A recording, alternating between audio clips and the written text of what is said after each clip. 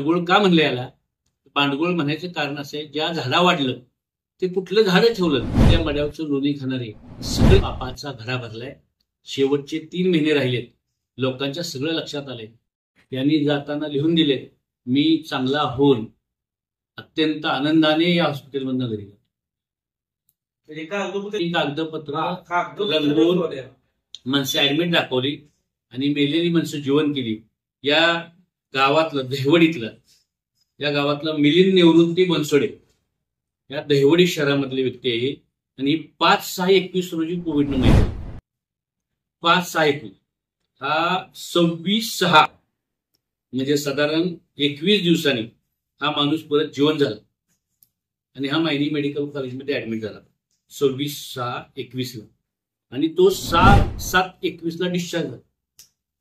परत त्यांनी पण लिहून दिलं की मी सुद्धा आता समाधानानं आनंदी होऊन चांगला बरा होऊन घरी जातोय आणि मला एसटीचे सुद्धा सरकारचं एसटीचं भाडं आहे ते सुद्धा मला मिळालेलं.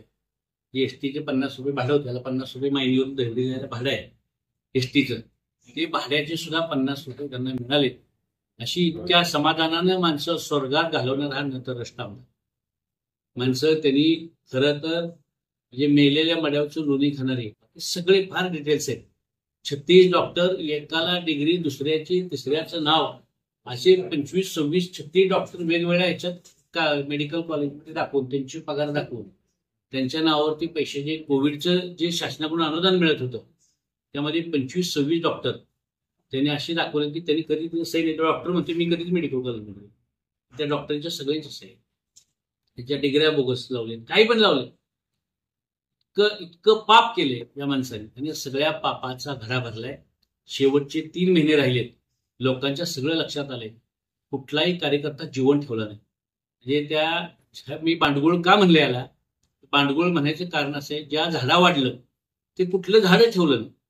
बाबूजी काका घ्या, विलासाबाग घ्या, ज्या काँग्रेसच्या माणसांनी मग ते नंबर पार पृथ्वीराज बाबापर्यंत गेला.